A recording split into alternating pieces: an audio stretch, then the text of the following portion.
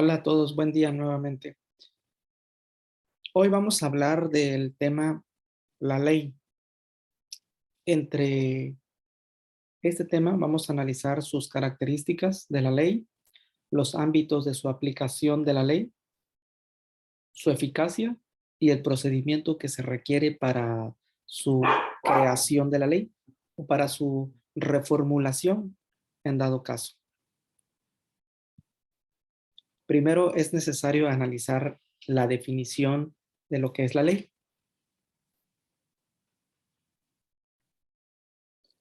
En un sentido muy general, podríamos decir que la ley tiene varias connotaciones. Aquí nosotros vamos a analizar el término formal, la definición en sentido material y su función. Esto es lo que vamos a analizar ahorita. En el sentido estricto de la palabra, en el sentido formal de la palabra, el término ley proviene del latín lex,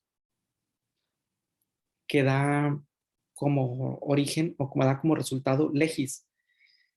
En sentido estricto de la palabra, es la norma jurídica elaborada por el proceso legislativo. Nos dice que es la norma jurídica elaborada por el proceso legislativo. Más bien sería elaborada por el órgano legislativo, por el poder legislativo, uno de los tres poderes que representa representar a nuestro país, uno de los tres poderes en el cual se constituye la nación. Al ser una república, México se divide en tres poderes y uno de esos tres poderes es el encargado de elaborar la norma jurídica, de reformularla o replantearla, que claro, para reformularla o replantearla se requiere de muchos otros órganos más, aparte de la Cámara Legislativa. Se requieren la autorización y del poder de muchos otros órganos legislativos de los diferentes estados de la República, de todos los estados de la República Mexicana, vaya. Y es un procedimiento muy complejo para su reformulación de lo que es la ley o la Constitución. Eso sería en sentido formal y en el sentido material. La ley es la norma general, abstracta y obligatoria que regula la conducta humana. Bueno, vamos a analizar al ratito qué se refiere con abstracta y obligatoria. Y su función de la ley es la norma de derecho de observancia general y obligatoria por dictada, promulgada y sancionada por la autoridad pública, que debe hacerse efectiva aún en contra de la voluntad del sujeto o del individuo. Y su finalidad o su función es encauzar la actividad social hacia el bien común. Cuando se habla de que es una norma que tiene como función encauzar la actividad social, se está refiriendo a que regula nuestra conducta humana para que haya un buen vivir en la comunidad. Ahora, lo interesante sería preguntarnos cómo es que esta ley encausa nuestras actividades, nuestros comportamientos o nuestras conductas hacia, que estén dirigidas hacia el bienestar, hacia el bien común, que no haya desorden. Eso es lo interesante de ver cómo las normas jurídicas tienen ese poder o tienen esa facultad o esa injerencia para moldear y regular nuestras conductas, de tal manera que las orientan hacia el bienestar de la comunidad en general. Bueno, más adelantito vamos a ver esto de por qué es general, por qué es abstracta y obligatoria la ley, ¿verdad? Aquí vamos a ver, aquí están esos conceptos. General, ¿por qué la ley es general? En otras palabras, se llama generalidad. La ley está dada para todas las personas de una comunidad, de una sociedad, sin distinción de ninguna especie y sin tener en cuenta a la persona en particular. Esto significa que la ley, cuando se promulgas, se elabora, se promulga y se dicta y se aplica, no debe hacer excepción de condiciones de sociedad o condiciones de personas. La, la ley tiene una aplicación para todo tipo de ciudadano, hombre o mujer, y ahora con la famosa distinción de clase el rol de género, si son LGTB o de alguna otra preferencia o característica o denominación, no hace distinción de ello, aplica por igual a este tipo de sexo o género, si perteneces o no perteneces a alguna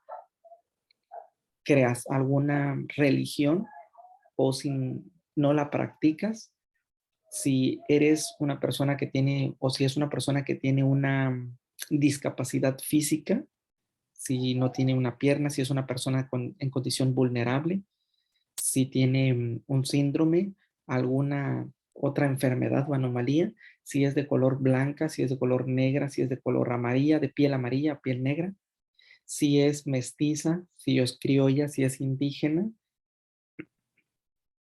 No hace distinción de esas características. La ley se aplica por igual. Bueno, eso es en teoría de cómo las personas o las personas que están a cargo de la aplicación de esa ley mm, no la hagan valer con la finalidad con la cual fue creada, eso es muy diferente. Ya la práctica es algo muy diferente, pero en forma teórica diríamos que la ley es para todos, sin distinción de sexo, raza o etnia o preferencias o gustos y formas, colores y tamaños de las personas. Ahora, abstracta. Nos dice que la ley, hace rato leímos que la ley que es general y es abstracta. Ahora, ¿por qué es abstracta e impersonal? Porque la ley no se permite para regular o resolver casos individuales ni para personas determinadas. Algo similar a lo que estábamos comentando hace ratitos, cuando no se trata de algo personal. Es algo impersonal en el sentido de que no se resuelven casos o no está para facilitarle la vida a un cierto tipo de persona o a un cierto grupo de personas para favorecerlos. No, se supone que debe ser para todos igual. Y cuando hablamos también en un sentido abstracto, es que la ley en general no delimita un artículo, por ejemplo, vayas para ser más específico, no delimita exactamente cómo debe ser la redacción de para un caso o para un delito, en una infracción de una ley. Voy a poner un ejemplo.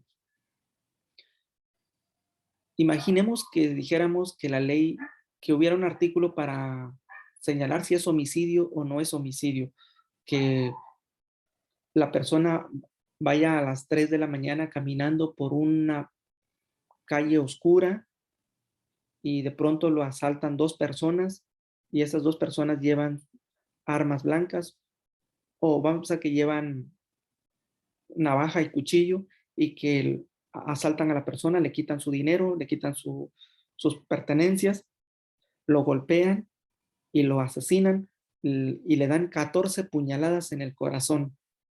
No dice un artículo de esa manera, o que lo hayan golpeado con un tambo y después lo hayan machacado y que no, la ley va a estar en forma más abstracta, el artículo va a estar en forma más abstracta, se va a hablar de homicidio y va a ser homicidio de arma blanca, pero no va a decir que fuera a las 3 de la mañana en un callejón oscuro, que lo golpearon con un tambo, que le dieron 14 puñaladas en el corazón.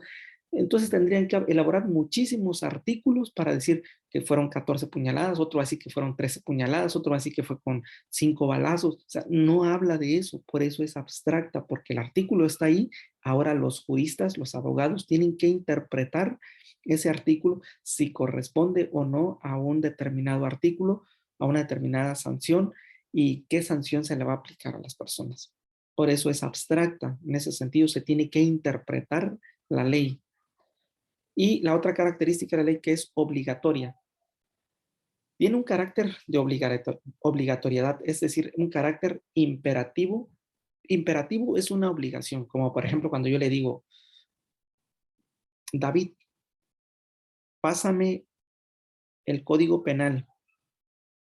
Él me tiene que pasar el código penal, yo le estoy dando una orden. Ahora, es atributivo porque se atribuye ciertas funciones, se les asigna ciertas funciones o ciertas connotaciones.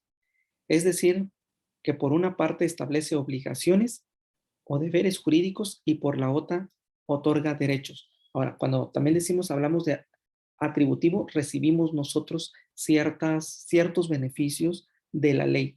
Aunque claro, también hay obligaciones o hay deberes que debemos cumplir para que la ley se cumpla o se haga válida a nuestro favor. Entonces, cuando hablamos de que obligatoria es de que todos debemos cumplirlas, nos guste o no nos guste, estemos o no de acuerdo con la forma en que está redactado el artículo o la norma o la ley, nosotros tenemos que cumplirla y también tenemos que exigir que se hagan válidos nuestros derechos porque somos ciudadanos acreedores a esos derechos. Incluso una persona que es extranjera, al ya estar residiendo en nuestro país, se hace acreedor a los derechos dentro de la Constitución, dentro del país, pero también se hace acreedor a cumplir con las funciones y las normas que establece la ley. Esas son las características de la ley. También vamos a analizar algunas otras características, como lo que es la permanencia, el conocimiento y la irretroactividad. Bueno, permanencia. Se dictan artículos, se dictan normas, se dicta la ley con carácter indefinido. O sea que no hay una fecha que diga, este artículo va a estar vigente de aquí hasta el junio de 2022, el 17 de junio de 2022, ya no va a tener aplicación. No sabemos cuándo el órgano legislativo vaya a decidir reformularlo, replantearlo o derogarlo o suprimirlo. Entonces se dicta con un carácter indefinido para un número indeterminado de casos. No se delimita el caso que va a tener efectividad, sino que pueden ser 100 casos, 1000 casos, pueden ser 3 casos, no lo sabemos. Y solo dejará de tener vigencia mediante su abrogación, subrogación y derogación por leyes posteriores. Es decir, cuando el órgano legislativo reformule, replantee o bien derogue ese artículo, lo elimine o lo suprima de la norma o de la ley, porque se ha reformulado o porque se ha creado una nueva ley. Entonces y solo entonces dejará de tener vigencia, pero no sabemos cuándo dejará de tener vigencia. Entonces no sabemos, por eso los artículos son con un carácter indefinido. Su permanencia no la sabemos, cuánto tiempo va a permanecer en vigencia, no se sabe, va a depender de muchos factores. De si un factor puede que permanezca es de que si está siendo efectivo, se está haciendo válido, pero puede ser que ya no se haga válido cuando esa conducta o ese hecho que estaba regulando ahora se presente con otras características dentro de la sociedad, vayan agregándose otras características o componentes dentro del delito, dentro de la infracción que se le está cometiendo, es ahí donde ven ellos la necesidad de reformular ese artículo. Bueno, conocimiento es otra de sus características. Esto ya lo habíamos mencionado en una sesión pasada. El desconocimiento de la ley no nos exime de nuestra responsabilidad de cumplir con la ley. Se reputa conocida. Esto es, nadie puede invocar su desconocimiento y su ignorancia para dejar de cumplirla. Lo que decíamos la sesión pasada. Tú puedes alegar, puedes argumentar ante un tribunal, ante un juzgado, de que tú no conocías ese artículo, de que tú no conocías esa norma, de que tú no conocías esa ley, de que tú no eres abogado, de que tú no eres contador, de que tú no sabes ninguna ley. No te van a hacer válido esos argumentos porque la ley está diciendo en una de sus características, en uno de sus artículos, que todo ciudadano o todo mexicano o toda persona extranjera que resida en el país debe conocer la ley y se le hará aplicable todos los artículos de ley, tanto los derechos como sus obligaciones. Así que nosotros tenemos que decía en otra ocasión, saber lo más esencial de las normas jurídicas o normas básicas o normas de la Constitución para poder estar al margen y estar al tanto de esas regulaciones. Y retroactividad, también esto ya lo habíamos mencionado en una sesión pasada, significa que las normas jurídicas rigen a partir de su vigencia hacia el futuro, es decir, establecen la fecha en que son obligatorias para los individuos y no se pueden aplicar a situaciones pasadas. Decíamos que ya una persona fue sancionada y fue dictaminada con una sentencia X, con una norma X, y posteriormente se reformula esa norma. Aunque se reformule, ya no va a tener aplicabilidad para el caso en los que fue válido o que se hizo efectivo en ocasiones pasadas. Ya no tendrá vigencia a partir del día en que se estipula. Aunque más adelante nosotros vamos a hablar que hay ciertos días que tienen cada país, cada nación tiene una cantidad de días de 14, 28 días, 3 meses o más para que se preparen las personas, ya sean los abogados, los contadores, para que conozcan la norma y puedan hacer uso de ella. Porque, por ejemplo, hoy se publica en el Diario Oficial de la Federación y si muchos contadores o si muchos abogados o juristas, magistrados no estaban al tanto, tendrán ciertos días para ponerse al tanto, comparar la norma o leerla y repasarla y poder resolver sus casos. Pero tienen un cierto tiempo. A partir de ese tiempo que se les da como tolerancia, ya no los exime de su desconocimiento de la ley.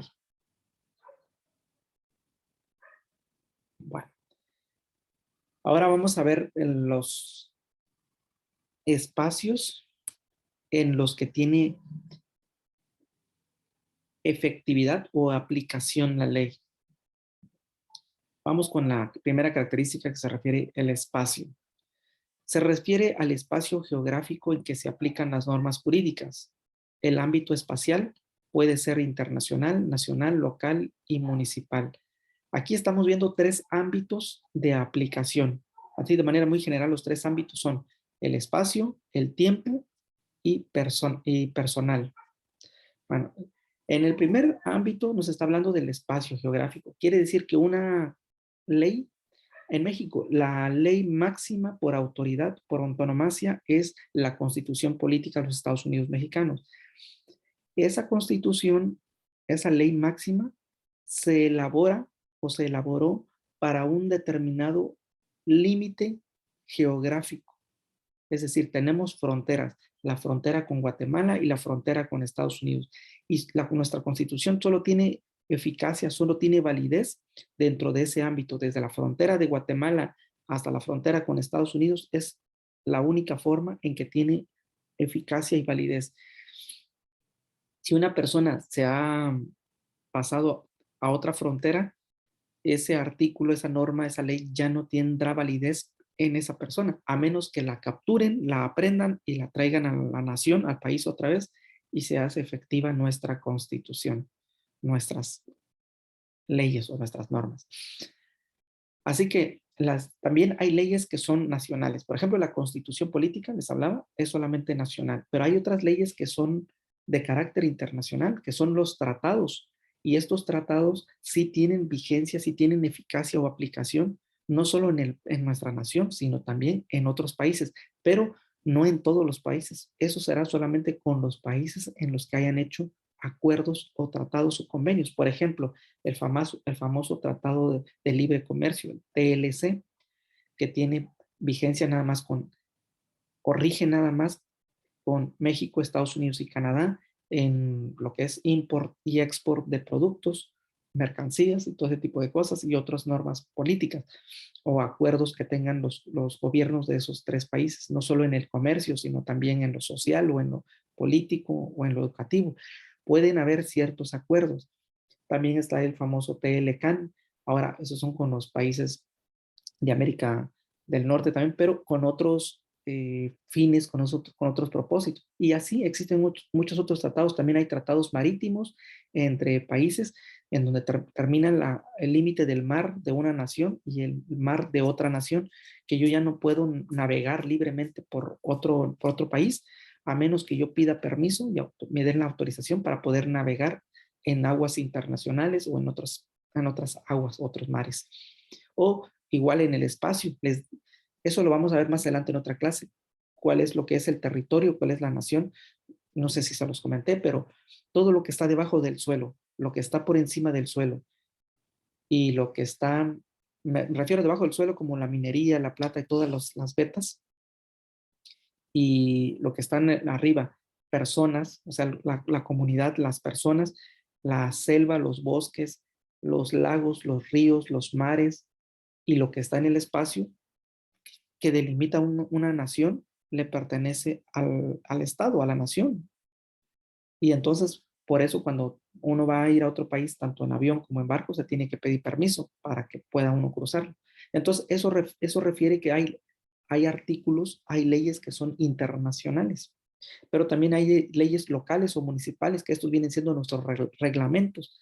Por ejemplo, el reglamento de tránsito es una norma que regula el comportamiento o las conductas de los conductores, válgase la reiteración, de los transportistas, de los que utilizan bicicletas o los que utilizan motocicletas e incluso de los mismos transeúntes, de las mismas personas. Entonces uno se tiene que adecuar o ajustar a esos reglamentos. Y esos son reglamentos municipales, hay reglamentos estatales de cada estado, de cada federación. Otra de sus características es la temporalidad, el tiempo. Se refiere al tiempo en que la norma se considera vigente. En otras palabras, es la duración de su aplicabilidad. Decíamos hace ratitos, aunque no sabemos la fecha para la que va a hacerse finalizada esa norma o ese artículo, no se sabe, tiene un carácter indeterminado, no sabemos su permanencia, pero hay un tiempo en el cual es vigente. Es vigente mientras no hagan reformulación, no la deroguen, pero una vez que la hayan reformulado o la hayan derogado o suprimido, esa ley deja de tener vigencia y ahí se le acabaría su tiempo. Y es personal, decimos, es el contenido que deben observar u omitir los individuos y que puede ser tanto general como específica. La ley puede ser general y puede ser específica a la vez. General, que es aplicable para todas las personas, ya habíamos dicho, independientemente de su clase de color o su etnia, su sexo, religión y otras afinidades o preferencias. Pero también es específica porque puede ser aplicable o válida solo para un grupo determinado o reducido de personas. Por ejemplo, es específica cuando hay ciertas empresas o ciertos organismos o cierto tipo de personas con cierto tipo de carácter jurídico que van a hacer un convenio y ahí ya no nos compete a toda la sociedad. Por ejemplo, en los contratos de compra-venta de propiedades, la ley ahí es específica solamente para ese grupo de personas. Si son 5, 7, 8 personas que se pusieron de acuerdo, solamente va a aplicar y va a ser válida para ese grupo de personas. Cuando se hace un testamento sobre una propiedad o los bienes materiales, solo es válida para esas partes que están haciendo ese acuerdo. Por eso, en ese sentido, ahí se hace específica la norma. Por eso hay dos funciones, general y específica. La Constitución es de manera general para todos. Ya las demás normas se hacen específicas cuando hablamos de la ley. Hay leyes, por ejemplo, una ley que es muy específica, aunque es general, pero es de manera específica, es la Ley General de Educación. O sea, la Ley General de Educación va a regir y va a regular solamente las actividades en materia escolar a todas las que son instituciones educativas, ya sean formales o instituciones no formales, como por ejemplo, las formales son las escuelas que están como los kinder, primarias, secundarias, preparatorias, universidades públicas y particulares también, por supuesto, las escuelas de paga, que decimos, las va a regular, pero también a las no formales. Las no formales son como el INEA y todas esas otras escuelas que ponen como casa de cultura de belleza, de corte y confección, de maquillaje o de uñas, de acrílicos, pero que tienen registro por la Secretaría de Educación Pública.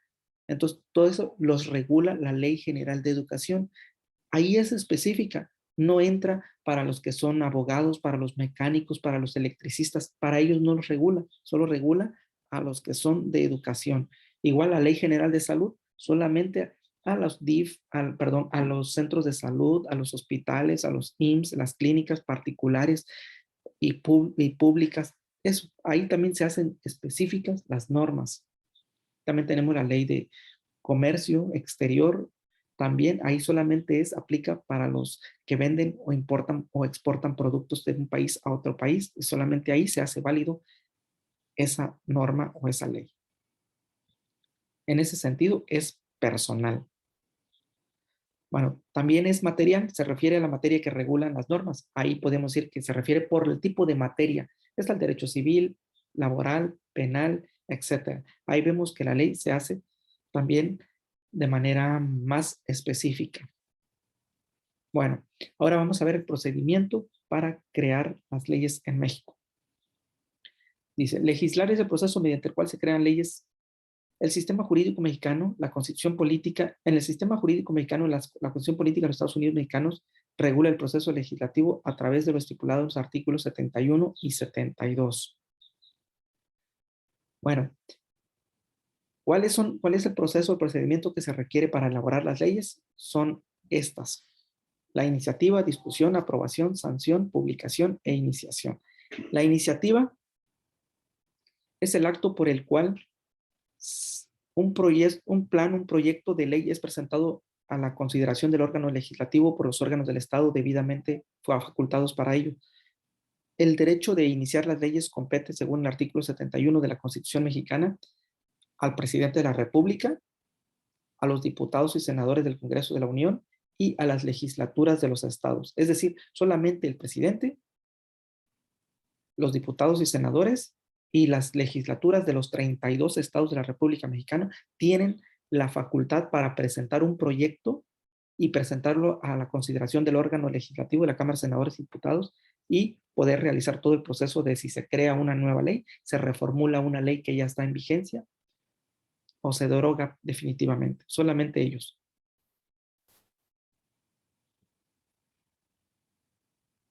Discusión. Ahora, el otro procedimiento, primero se hace la iniciativa, se presenta la iniciativa. Luego, el segundo paso es la discusión. Es el acto por el cual el organismo legislativo, diputados, senadores, discuten o deliberan acerca de las iniciativas presentadas o del plan o proyectos que se presenten, o de la iniciativa, mejor dicho, para determinar si es conveniente su aprobación. Ahí discuten. Es conveniente que se haga una nueva ley, se reformule, se plantea y ahí empiezan a votar. Los proyectos pueden presentarse por parte del Ejecutivo, es decir, del presidente, los diputados o senadores,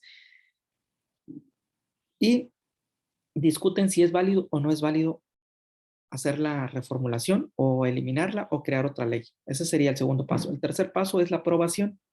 Tras discutir el proyecto de ley, el organismo legislativo, es decir, Cámara de Senadores y Diputados, lo someten a votación. Esto consiste en que ambas partes o ambas cámaras del órgano legislativo acepten el proyecto de ley presentado, es decir, diputados y senadores. La votación será nominal, es decir, por cada persona deberá votar. Cada miembro va a emitir su aprobación, su aceptación o su rechazo. Y una vez, por ejemplo, pensando que se apruebe el proyecto, en la cámara de origen pasa su discusión a la cámara revisadora. Hay una cámara de origen de la cual sale el proyecto y hay otra cámara revisadora que se dedica a revisar si es conveniente o no es conveniente. Si esta cámara, la revisora, lo aprueba, se remitirá al Ejecutivo. Si lo aprobaron, pasa al Ejecutivo, al presidente, para que él pueda presentar algunas observaciones, si así lo considera necesario.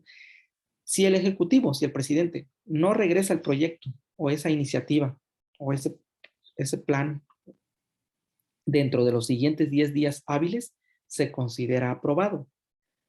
Si realiza observaciones rechazando total o parcialmente un proyecto, se regresa a la cámara de origen y viene otra vez lo que es el proceso de discusión y aprobación. Siguiente paso, cuarto paso, sanción. Se denomina sanción a la aceptación de un proyecto por parte del Ejecutivo. Cuando el Ejecutivo, el presidente, lo acepta, ya se sanciona el proyecto. Es decir, si durante esos 10 días no hubo alguna observación por parte del Ejecutivo, se sanciona el proyecto. Es decir, se acepta el proyecto. No decimos se acepta, se sanciona. Cuando hablamos de sanción, aquí no se refiere que te van a imponer una multa o un cargo. No, aquí sanción se refiere a que ha sido aceptado el proyecto o la iniciativa. No obstante, cuando el Ejecutivo rechaza parcial o totalmente la propuesta, ejerce el derecho de veto, el cual es la facultad del órgano ejecutivo de oponerse a la ley enviada por el Poder Ejecutivo. Es decir, que el presidente tiene la facultad también de parcial o total de rechazar esa propuesta. No sucede a menudo eso, es muy raro que suceda eso. Usualmente el presidente o el ejecutivo, cuando lo ha sancionado es porque ya lo ha aceptado. El quinto paso sería la publicación. Las leyes, para que surtan efecto, para que tengan eficacia y efectividad, tienen que ser dados a conocer a quienes deben cumplirse, a quienes deben cumplirlas, es decir, o a toda la sociedad, todo el país, en el caso de la Constitución, o algunas normas que son competentes ya decíamos, específicas para los, para los agropecuarios, para los de comercio exterior, para los de mercantil, lo que hacen de compras y ventas, para los de educación, para los de salud, para los de la seguridad pública, no sé. Entonces tienen que darse a conocer a esas instancias o a ese tipo de personas. No basta solo con la aprobación de las cámaras y del presidente de la República. Es necesario que estas normas o leyes o la iniciativa sea conocida por la ciudadanía en todo el país, y esto se hace a través de la publicación en el DOF, en el Diario Oficial de la Federación. Ahí se publica por primera vez. Una vez publicada una ley, es irrelevante si lo conocen los habitantes a los que se les aplica. O sea, al gobierno no le va a decir, no le va a interesar. No me preocupa si la conoces o no la conoces, es tu deber conocerla, claro, como ya lo habíamos dicho. Sin embargo, hay algunas excepciones en cuanto a las personas que se encuentran en desventaja intelectualmente o por su precaria situación económica o que vivan alejados de los medios de comunicación.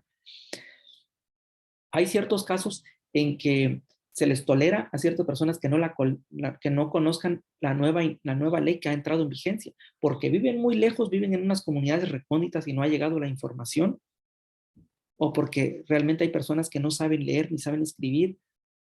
Y bueno, a esas personas hay cierto tipo de tolerancia. Y también decíamos que hay para otro grupo de personas, especialistas, abogados o juristas, que tienen ciertos días para que se enteren, aun cuando ya haya sido publicado en el diario de la afición o diario oficial de la Federación, tienen cierto margen de días para que le echen lectura, la repasen y puedan solventar sus casos con sus clientes. Eso es la publicación. Pero en forma general, cuando se publica, una vez publicada en el diario oficial de la Federación, ya entra en vigor.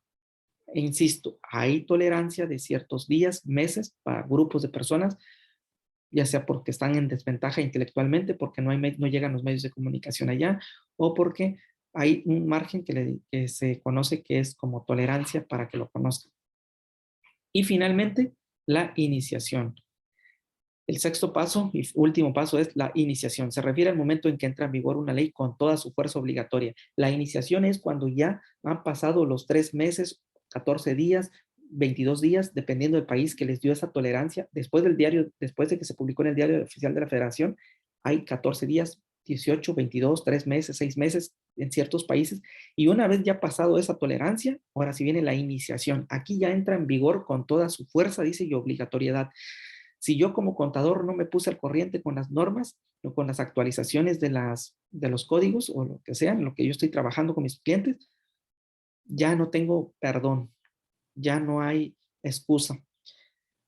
A eso que nosotros llamamos como que existe esa tolerancia, se llama en derecho, los juristas le llaman vacatio legis, que se llaman vacaciones de la ley. Es el periodo que transcurre desde la publicación en el Diario Oficial de la Federación hasta su entrada en vigor, que es la iniciación. En España son 20 días que les dan, en Brasil son 45 días, en El Salvador son 8 días y en el caso de México son 3 meses que tienen los juristas, los abogados y todo tipo de personas para ponerse al tanto con estas leyes o normas que han entrado en vigor para estar al día. Pero después de esos 3 meses aquí en México, ya no hay tolerancia y entra el paso de la iniciación con toda su fuerza obligatoria. Bien, hasta aquí vamos a suspender la grabación.